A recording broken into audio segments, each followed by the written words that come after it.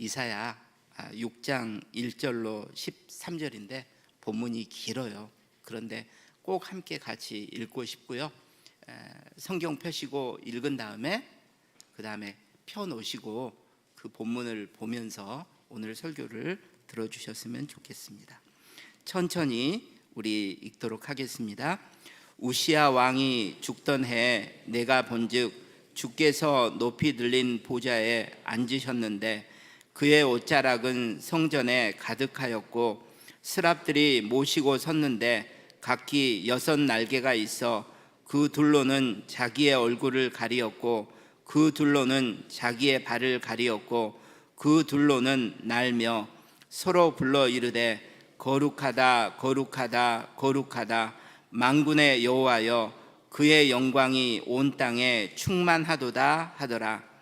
이같이 화답하는 자의 소리로 말미암아 문지방의 터가 요동하며 성전에 연기가 충만한지라. 그때 내가 말하되 화로다 나여 망하게 되었도다. 나는 입술이 부정한 사람이요 나는 입술이 부정한 백성 중에 거주하면서 만군의 여호와이신 왕을 배웠음이로다 하였더라. 그때 스랍 중에 하나가 부젓가락으로 제단에서 집은 바 핀숯을 손에 가지고 내게로 날아와서 그것을 내 입술에 대며 이르되 보라 이것이 내 입에 닿았으니 내 악이 제하여졌고 내 죄가 사하여졌느니라 하더라. 내가 또 주의 목소리를 들으니 주께서 이르시되 내가 누구를 보내며 누가 우리를 위하여 갈꼬 하시니 그때 내가 이르되 내가 여기 있나이다 나를 보내소서 하였더니 여호와께서 이르시되 가서 이 백성에게 이르기를 너희가 듣기는 들어도 깨닫지 못할 것이요 보기는 보아도 알지 못하리라 하여 이 백성의 마음을 둔하게 하며 그들의 귀가 막히고 그들의 눈이 감기게 하라. 염려하건대 그들이 눈으로 보고 귀로 듣고 마음으로 깨닫고 다시 돌아와 고침을 받을까 하노라 하시기로. 내가 이르되 주여 어느 때까지니까 하였더니 주께서 대답하시되 성읍들은 황폐하여 주님이 없으며 가옥들에는 사람이 없고 이 토지는 황폐하게 되며 여호와께서 사람들을 멀리 옮기셔서 이 땅 가운데 황폐한 곳이 많을 때까지니라.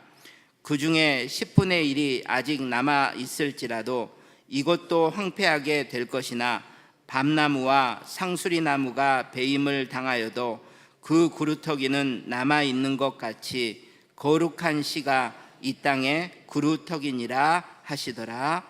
아멘. 이번 주는 보충 기간이라서요 통독 진도가 나가지 않는데, 그래서 원래 계획은 오늘 아가서를 설교하고요 다음 주에 이제 통독 진도가 나가는 이사야 설교를 하려고 했습니다. 그러다가 다음 주가 또 친교주일이라 제가 아가서 설교를 그때 하고 싶은 거예요. 그래서 오늘 미리 땡겨가지고 지금 이사야 설교를 하는 것입니다. 이사야서는요 구약 성경 중에서도 아주 특별한 책입니다. 뭐가 특별하냐면요 이사야가 66장인데 그 장수 66이 성경 66권의 숫자와 똑같습니다. 그래서 마치 이사야가 성경 전체의 축약본 같은 느낌을 주죠. 내용적으로도 중요한데요 이사야는 신약의 복음서와 굉장히 밀접한 관계가 있습니다. 여러분 복음서를 보면요 구약의 성경을 많이 인용하잖아요. 그러면 제일 많이 인용한 구약 성경이 무엇일까요? 바로 이사야입니다. 그래서 이사야는요 구약의 복음서라고 불리기도 해요.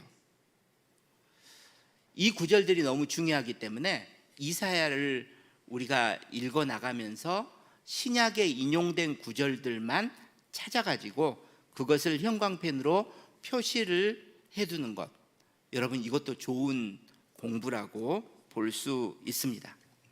그런데 이 이사야의 전체 메시지를 가장 잘 함축하고 있는 장이 무엇일까 한다면 저는 바로 우리가 방금 읽은 6장이라고 생각을 합니다. 왜 그런지는 제 설교를 통해서 제가 설명하면서 자연스럽게 이해가 되실 것입니다. 우리가 읽은 6장은요 3가지 장면으로 나눌 수 있는데요, 첫 번째 장면은 이사야가 환상을 통해서 하늘 보좌에 앉아 계신 하나님을 보는 장면입니다.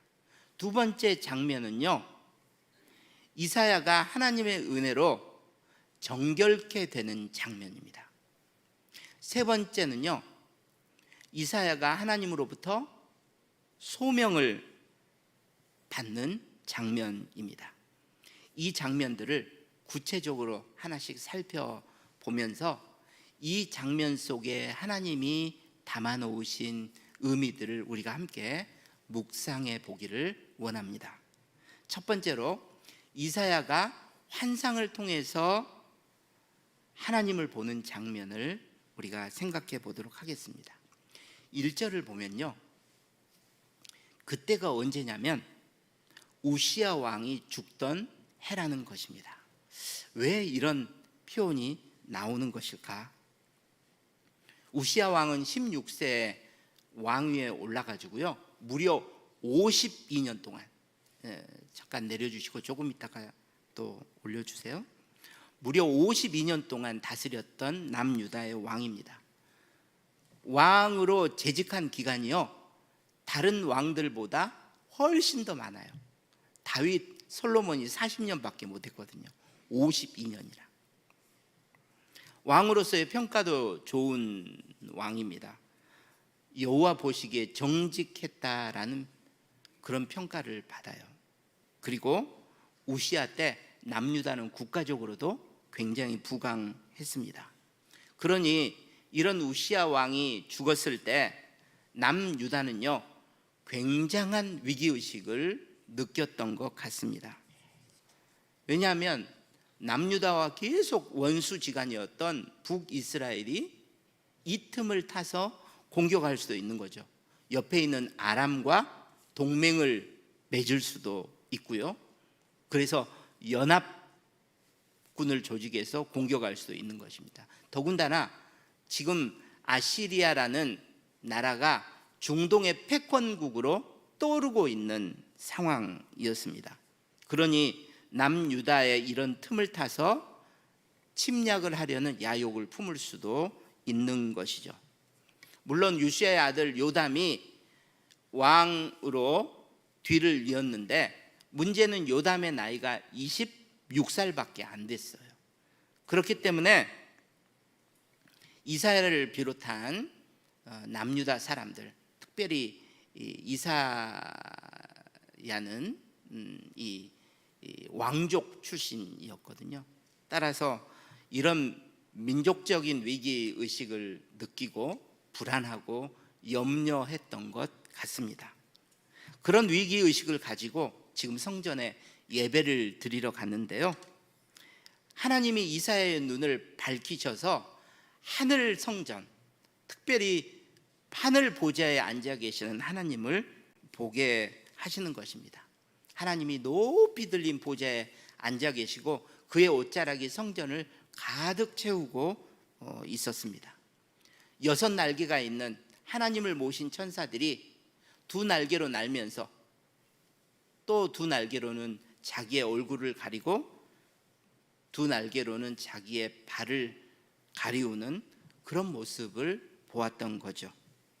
여러분, 조금 전에 우시야 왕이 죽었을 때라는 이 표현을 염두에 두시고 이 환상을 통해서 이사야가 본 하나님은 어떤 하나님일까를 먼저 생각해 보시기를 바랍니다.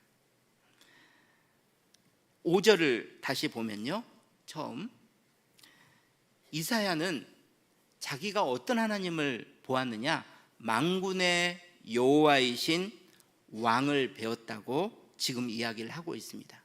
만군의 여호와라는 말은요, 만군, 천사들의 수많은 군대를 이끌고 계시는 그런 하나님을 보았다고 말하고 있는 거죠. 그런데 왕이라는 표현이 중요합니다. 왕이 죽었을 때 왕을 만난 것입니다. 여러분, 성경에 그냥 기록된 것은 없기 때문에 우시야 왕이 죽었을 때는 굉장히 중요한 표현이죠. 이사야가 그 왕의 죽음을 슬퍼하고 있고 탄식하고 있을 때, 국가적인 위기의식을 느끼고 있을 때 하나님이 그 환상을 통해서 이사야에게 이렇게 말씀하시는 것 같습니다. 너 우시야 왕이 죽어서 위기의식을 느끼고 슬퍼하고 있냐? 그런데 나 만군의 여호와, 진정한 왕이 살아서 하늘 보좌에 앉아 있다는 것을 너는 기억해야 할 것이다. 우시야 왕이 죽었다고 슬퍼하지 말고 진정한 왕인 나를 바라보라고 하나님이 말씀하고 계시는 거죠. 하늘 보좌에 앉으신 하나님은요, 이스라엘의 왕만이 아니십니다. 지금 남유다를 위협하고 있는 북이스라엘, 아람, 심지어 아수르까지 하나님은 통치하고 계시는 왕이시라는 것입니다. 그것을 믿고 바라보라고 하나님이 이사야에게 가르쳐 주시는 거죠. 이사야는 이 환상을 곰곰이 묵상을 하면서 하나님 앞에 분명히 회개했을 것입니다. 진정한 왕이신 하나님이 지금 이 땅을 다스리고 계시는데 내가 왜 인간 왕이 죽었다고 슬퍼하고 염려했을꼬, 이렇게 말입니다. 사랑하는 여러분, 바라기는 오늘 예배당에 나온 우리 모두도 이런 이사야와 같은 체험을 할 수 있기를 주님의 이름으로 축복합니다. 예배당에 나오기 전에는 나를 짓누르는 수많은 일들 때문에 염려하고 내가 불안했지만 이 예배를 통해서 하나님이 이 온 땅을 다스리시는 참된 왕이라는 것을 고백하는 가운데 그 하나님이 주시는 평강이 우리 안에 있는 모든 염려를 떠나게 만드는 귀한 은혜를 누리실 수 있기를 주님의 이름으로 축복합니다. 그런데 3절을 보면요, 하나님은 만군의 여호와이시면서 지극히 거룩하신 분이라는 것도 이사야는 알게 되었습니다. 천사들이 하나님을 거룩하다, 거룩하다, 거룩하다 이렇게 반복해서 찬양하는 것입니다. 하나님은 가장 거룩하신 분이라는 말이죠. 여러분, 거룩하다는 의미를 우리 한번 생각해 보도록 하겠습니다. 두 가지 의미가 있는데요. 원래 의미는요, 도덕적으로 깨끗하다, 완전하다는 말입니다. 여기서 파생된 것이 물리적인 의미입니다. 구별되다, 분리가 되다라는 그런 말이죠. 그러니까 하나님이 거룩하시다는 말은요, 하나님은 도덕적으로 완전하실 정도로 깨끗하셔서 다른 모든 피조물들과 구별되시는 분이라는 의미를 가지고 있습니다. 그래서 어떤 피조물도 하나님께 가까이 할 수가 없어요. 그래서 이사야가 본 환상에서는요, 하나님이 높은 보좌에 앉아 계시는 거죠. 그리고 천사들이 하나님께 가까이 갈 수 없어서 날개로 두 얼굴과 발을 가리고 있는 것입니다. 여러분, 거룩하다는 말은요, 굉장히 중요한 하나님의 속성입니다. 대표적인 속성이라고 말할 수도 있습니다. 여러분, 하나님은 거룩하신 분인 줄 믿습니다. 그런데 3절을 보면요, 천사들이 또 이렇게 이야기해요. 그 하나님의 영광이 온 땅에 충만하다, 이렇게 외치고 있습니다. 여러분, 영광이라는 단어도요, 우리 성도들이 잘 몰라요. 영광? 하나님이 거룩하다는 그런 말처럼 하나님이 영광이라는 속성을 가지고 있나? 그게 아니에요. 거룩하다는 말과 영광이라는 말은 좀 차원이 다릅니다. 여러분, 영광이라는 말은요, 한자로 영화영 빛광입니다. 무슨 말이냐면, 하나님은 보이지 않는 분이시지만 하나님의 인격, 하나님의 성품, 하나님의 속성이라고도 할 수 있죠. 거룩하고 인자하시고 이런 것들이 다 포함된 하나님의 속성이 마치 빛처럼 세상 가운데 드러나는 것을 우리가 영광이라고 이야기를 합니다. 그러니까 지금 천사들은 뭐라고 말하고 있냐면, 만군의 여호와이신 왕이신 그 하나님, 지극히 거룩하신 그 하나님의 속성이 온 세상 가운데 충만하게 드러나고 있다고 지금 말하고 있는 거죠. 이스라엘 땅만이 아니라 온 땅의 말입니다. 그런데 이 천사들의 말이 선뜻 우리에게 동의가 되지 않을 수 있어요. 무슨 말이냐면, 이 세상에 하나님을 알지도 못하고 인정하지도 않는 수많은 사람들이 있는데 도대체 하나님의 영광이 어떻게 온 땅에 충만하다는 것입니까? 이것을 이해하려면요, 천사들의 시간과 우리의 시간이 다르다는 것을 우리가 알아야 합니다. 여러분, 우리의 시간은요, 과거, 현재, 미래가 있습니다. 그런데 천사들의 시간은요, 과거, 현재, 미래가 없어요. 영원한 현재일 뿐입니다. 왜 그러냐면, 우리의 시간은 땅의 시간이지만 천사들의 시간은 하늘의 시간이기 때문입니다. 그래서 지금 천사가 하나님의 영광이 충만하다고 한 것은 우리 입장에서 보면 미래에 이루어질 일인 거죠. 지금은 하나님의 영광이 온 땅에 충만하다고 말할 수 없는 그런 시간이지만 앞으로 충만하게 될 것을 천사들은 미리 알고 있기 때문에 마치 성취된 것처럼 표현하고 있는 것입니다. 바로 이 점을 염두에 두고 본다면요, 천사들이 했던 말, 그 영광이 온 땅에 충만하도다라는 말은요, 이사야에게 이렇게 들리는 것입니다. 아, 하나님의 영광이 온 땅에 충만하게 되는 것이 하나님이 이 역사를 움직여 가시는 목표이구나. 여러분, 그래서 이사야가 구약의 복음서라고 이야기를 하는 거예요. 구약은 이스라엘만을 구원하시고 이스라엘만을 축복하시는 것이라고 생각하기 쉽잖아요. 그런데 이사야 선지자는요, 끊임없이 하나님은 온 땅을 구원하시고 온 땅 가운데 여호와를 아는 지식이 충만하게 되기를 원하신다고 선포하고 있는 것입니다. 이사야는요, 이때 이것을 깨달았던 것 같아요. 그래서 하나님을 믿는 나의 사명은 내 삶을 통해서 하나님의 영광을 이 땅 가운데 드러내어 많은 사람들이 여호와 하나님을 알도록 만드는 것이구나. 그것을 이사야는 깨달았다는 사실입니다. 이제 두 번째 장면으로 옮겨가도록 하겠습니다. 하나님의 은혜로 이사야가 정결케 되는 장면입니다.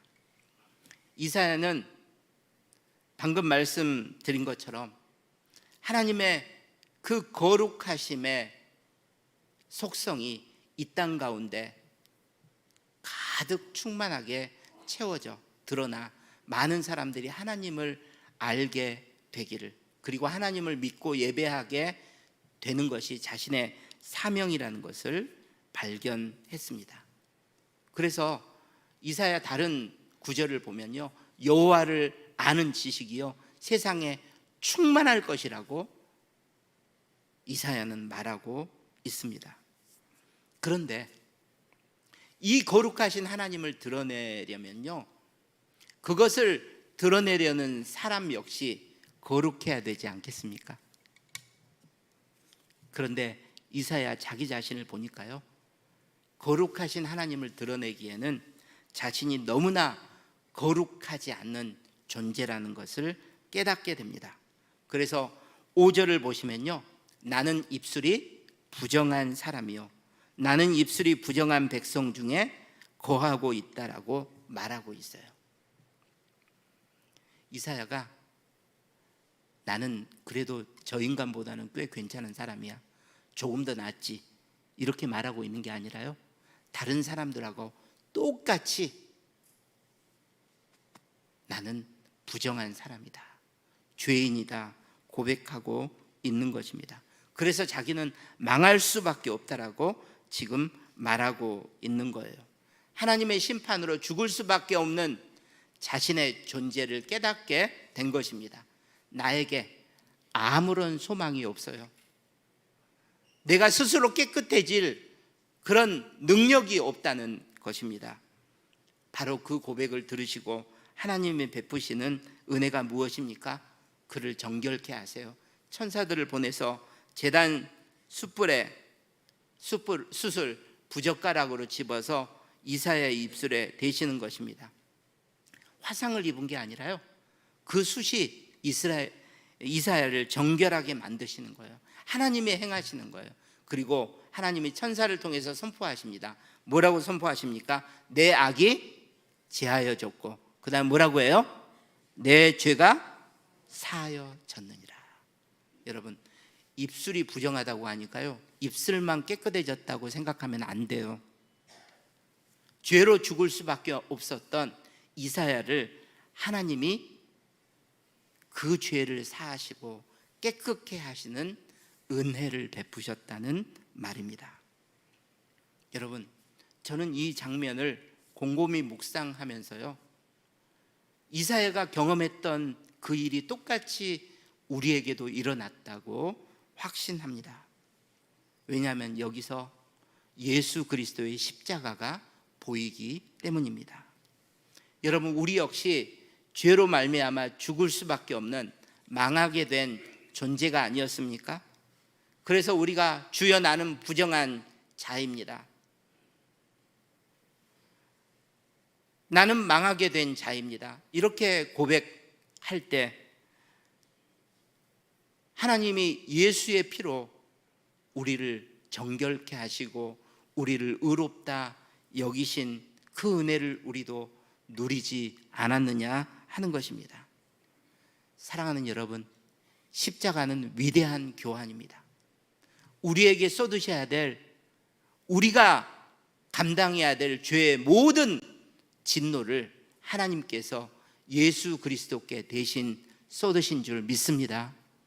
우리의 모든 죄가 예수께 전가되고 하나님의 아들이신 예수 그리스도의 거룩하심, 그분의 의가 우리에게 전부 전가된 줄 믿습니다. 이 위대한 교환이 일어나 우리가 하나님의 은혜로 의롭다 하심, 의롭다 여기심을 우리가 받게 된 것입니다. 고린도후서 5장 21절에 고백처럼 말입니다. 우리 함께 읽어보도록 하겠습니다. 하나님이 죄를 알지도 못하신 이를 우리를 대신하여 죄로 삼으신 것은 우리로 하여금 그 안에서 하나님의 의가 되게 하려 하심이라. 그러므로 이사야가 이 두 번째 장면에서 경험한 것은요, 단지 죄를 고백하고 용서받은 정도가 아니라 그의 존재가 완전히 달라진 하나님의 구원을 받은 사건이라는 것을 우리가 생각해 볼 수 있는 것입니다. 거룩하신 하나님의 영광을 이 세상의 빛처럼 드러내는 삶을 살기 위해서 그 역시 거룩하게 되어야 하는데, 그가 스스로 할 수 없는 일을 하나님께서 행하사 그를 거룩한 존재로 만들어 주신 것입니다. 이제 세 번째 장면으로 이동하도록 하겠습니다. 이사야가 하나님이 주신 소명을 공적으로 받게 되는 장면입니다. 이사야는 하나님이 자신을 정결케 하실 때 깨달았을 것입니다. 어떤 깨달음이냐? 하나님이 나만 특별하게 정결케 하신 것이 아니라 나부터 정결케 하신 거구나. 나처럼 이런 놀라운 은혜를, 구원의 은혜를 경험해야 될 부정한 백성들이 너무너무 많은데 하나님은 나를 먼저 구원하셔서 이 모든 사람들에게 하나님이 우리를 심판하셔야 하나, 그분이 우리를 정결케 하시고 구원하기를 원하신다는 복된 소식을 전하라고 하시는구나. 이사야는 자신이 소명자라는 것을 알게 되었을 것입니다. 이런 이사야의 깨달음을 확인이라도 해 주시듯이 하나님이 8절에서 이렇게 말씀하십니다. 노란 글씨 함께 읽도록 하겠습니다. 내가 누구를 보내며 누가 우리를 위하여 갈꼬. 그 다음, 내가 여기 있나이다, 나를 보내소서. 사랑하는 여러분, 이 이사야의 소명이 그 당시에 이스라엘 백성과 세계 열방을 위하여 하나님이 이사야를 부르신 것만이 아니라 바로 우리 모든 그리스도인들에게 하나님이 주신 소명이라는 것을 확신하시는 저와 여러분 되시기를 바랍니다. 왜냐하면 우리가 받은 구원을 생각할 때 내가 죄로 말미암아 망할 수밖에 없는 존재였는데 예수의 보혈로 하나님이 우리의 모든 죄를 사하시고 우리를 의롭다 여겨 주셨기 때문입니다. 이 복음을 우리가 먼저 받은 자이기 때문에 우리 모두에게는 이 복음을 아직 듣지 못한 자에게 전해야 될 사명이 있는 줄 믿습니다. 그런데 하나님은 이 소명을 가진 자가 반드시 기억할 것이 있다고 말씀하고 계세요. 그것이 9절과 10절입니다. 다소 충격적인 말씀인데요. 9절, 그들은 깨닫지도 못할 것이요 알지도 못할 것이다. 그러니 그들에게 너희들은 듣기는 들어도 깨닫지 못할 것이라고 미리 말을 해주라는 것입니다. 10절, 이사야 네가 해야 될 것은 그들의 마음을 열고 귀를 열고 눈을 여는 것이 아니라 오히려 그것을 다 닫게 만드는 사역이라는 것을 기억하라는 것입니다. 아니, 이게 무슨 말입니까? 여러분 이해가 되십니까? 지금 하나님이 이사야를 보내시겠다고 말씀을 하시면서 이사야가 결단하니까 하나님이 이렇게 단언하시는 거예요. 그런데 네가 아무리 복음을 전해도 너의 사역은 실패하고 말 거야. 이렇게 말씀하시는 거죠.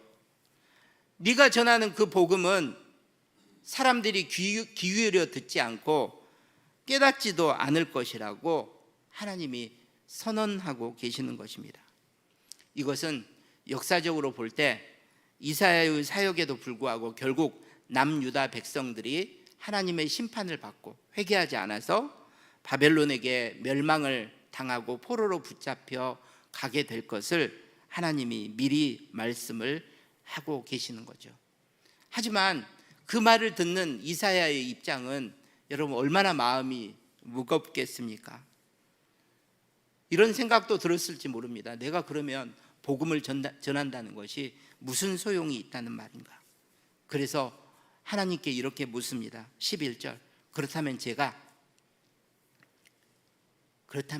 어느 때까지 이 사역을 해야 하는 것입니까?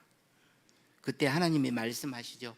성읍들이 황폐하여 주민이 없어질 때까지, 가옥들에게는 사람이 없고 토지는 황폐해질 때까지. 12절, 사람을 멀리 쫓아내시고 이곳이 버림받은 땅이 될 때까지. 그러니까 방금 말씀드렸던 것처럼 남유다가 심판을 받고 완전히 버림받은 땅이 되고 사람들이 포로로 붙잡혀 갈 때까지, 내가 했던 말이 성취될 때까지 그렇게 하라는 것입니다. 심판의 때까지 너는 끝까지 이 말씀을 전하라고 하나님이 당부하시는 거죠. 제가 곰곰이 묵상을 하면서 이사야에게 하신 하나님의 말씀이 우리에게 복음을 들고 세상에 나가라고 하시면서 우리에게 하시는 말씀과 마찬가지다라는 생각이 들었습니다. 지금 이 시대는 우리의 복음에 관심이 없습니다. 듣지도 않습니다. 복음을 전해도 그들은 그것을 거부하고 받아들이지 않는 그런 시대가 된 것입니다.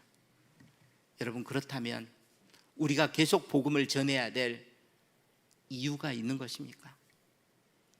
그래도 우리가 포기하지 않고 복음을 전해야 될 그런 소망이 조금이라도 있는 것입니까? 바로 그것이 6장 마지막 구절인 13절에서 하나님이 주시는 말씀입니다. 우리 다 함께 읽도록 하겠습니다. 그 중에 10분의 1이 아직 남아있을지라도 이것도 황폐하게 될 것이나 밤나무와 상수리나무가 배임을 당하여도 그 구루터기는 남아있는 것 같이 거룩한 씨가 이 땅의 구루터기니라 하시더라. 심판으로 말미암아 남유다 백성들이 밤나무처럼 상수리나무처럼 다 배임을 당해도 구루터기는 조금 남아있는 것처럼 분명히 남아있는 백성들이 있을 것이고 그들이 거룩한 구루터기가 되어서 다시 회복을, 이 땅의 회복을 꿈꿀 수 있을 것이라는 말입니다. 남아있는 것 같이. 이것이 이사야에서 나오는 남은 자 사상입니다.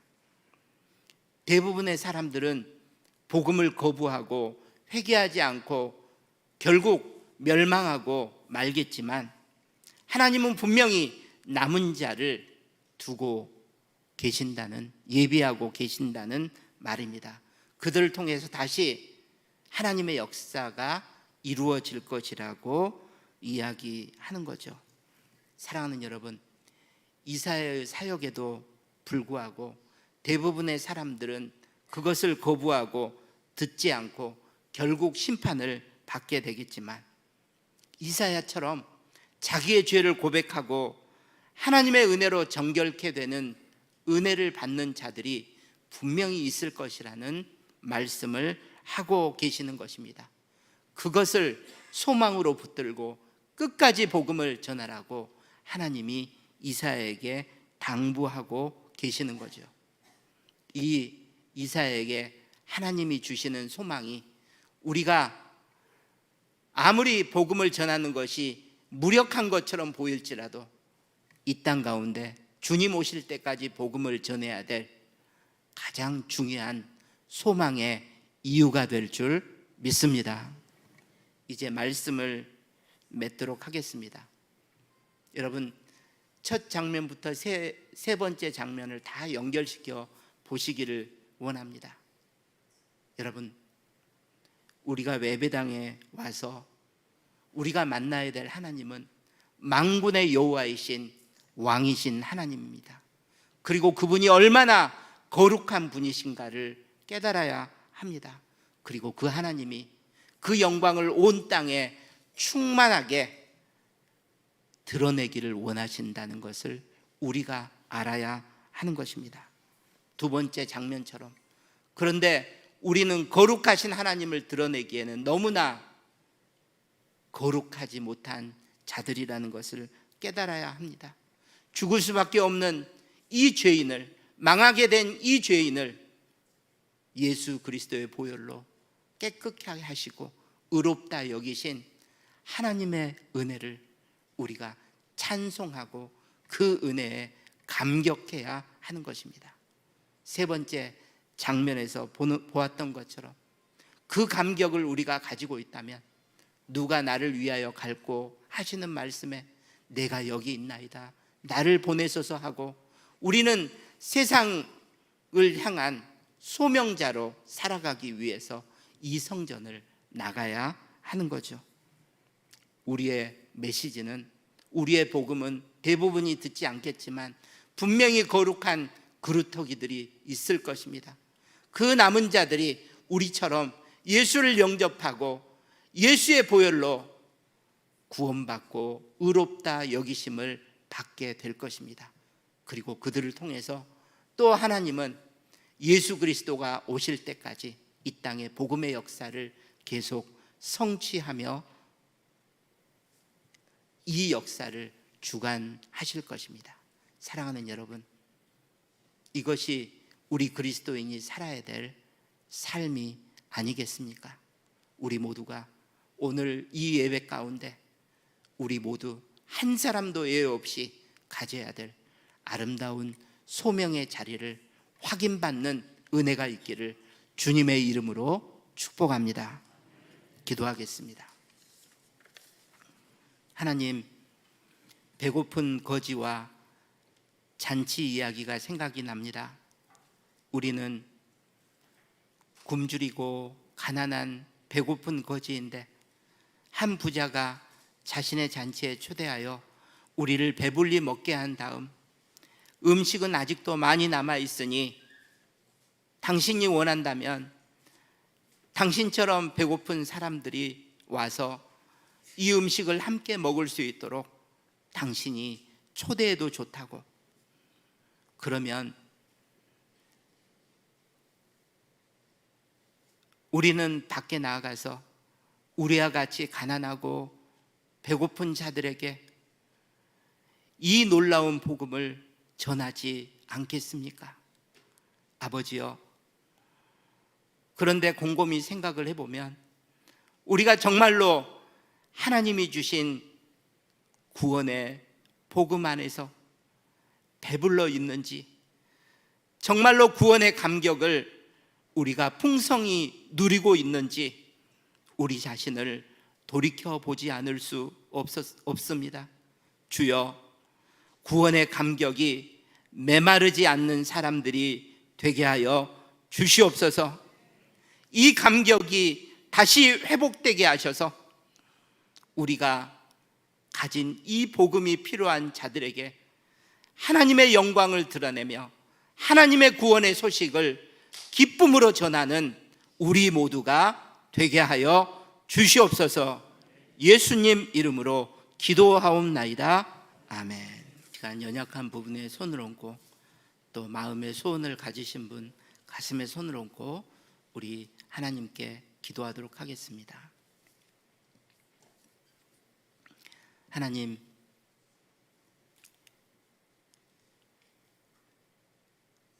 우리가 예배를 드리면서 정말로 이 세상을 완전하게 통치하시는 왕 되신 하나님을, 그리고 거룩하신 하나님을, 그의 영광이 온 땅에 충만하게 될 그 하나님을 매 주일마다 만나게 하여 주시옵소서. 그런데 그것만이 아니라 정말로 내가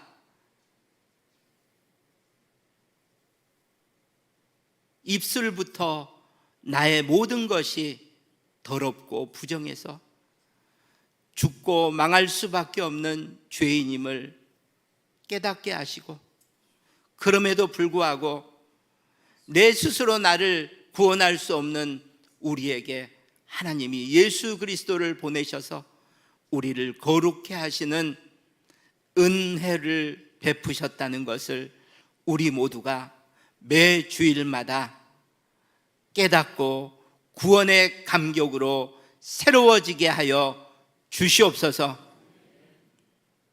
그리고 내가 먼저 구원을 받았기에 이 구원을 나만 소유할 수 없어서 가장 기쁘고 복된 소식인 이 구원의 복음을 세상 가운데 널리 전파하되, 아무리 거부당하고 부정당하는 상황이 올지라도 거룩한 구루터기가 남아있다는 확신을 가지고 우리의 생애를 다하여 끝까지, 우리의 숨이 멈출 때까지 이 복음을 전하는 사명자로 살아가게 하여 주시옵소서. 아버지여, 우리 사랑하는 성도들을 위하여 간절히 기도하오니 우리의 연약함을 주님이 긍휼히 여겨 주시옵소서. 우리가 손을 얹고 기도하는 그 부위부위마다 예수님께서 영으로 직접 안수하셔서 우리의 모든 연약함이 떠나가고 주님 주시는 치유와 회복이 임하게 하여 주시옵소서. 아버지여, 주님은 온전케 하시고 강건케 하시고 정말로 우리의 모든 약한 부분들이 강건하게 될 수 있도록 만드실 수 있는 전능하신 하나님이시오니 아버지여, 우리를 명하사 원래의 모습으로 건강을 회복하게 하여 주시옵소서. 주님, 마음의 소원을 가지고 주님 앞에 간절히 기도하는 지체들이 있습니다. 특별히 어제는 공무원 시험이 있었는데 열심히 준비한 사랑하는 지체들의 시험 결과를 주님이 책임져 주시옵소서. 최선의 결과 위에 하나님의 은혜를 덧붙이셔서 하나님, 정말 오랫동안 준비한 지체들에게 꼭 합격의 기쁨과 영광을 허락하여 주시옵소서. 이 시간 드려진 예물 주님이 꼭 기억해 주시기를 원하옵고 예수님 이름으로 기도하옵나이다. 아멘. 이제는 우리 주 예수 그리스도의 은혜와 우리 하나님 아버지의 극진하신 사랑하심과 성령님의 감동 감화 충만 교통 역사하심이 오늘도 내가 누구인지 예배를 통해서 확인받고 하나님의 놀라운 속성이 이 땅 가운데 빛으로 드러나게 하도록 나를 써달라고, 예수 그리스도의 구원의 복음을 전파하는 자는 사명자로 살아가게 해달라고 주님 앞에 결단하고 돌아가는 사랑하는 모든 성도들 머리 위에, 북문의 모든 선교사님들 가정과 사역 위에, 어쩔 수 없이 온라인 예배를 드릴 수밖에 없는 우리 모든 지체들 위에, 온 세상 흩어진 북문의 모든 지체들 머리 위에 이제부터 영원까지 함께 있을지어다.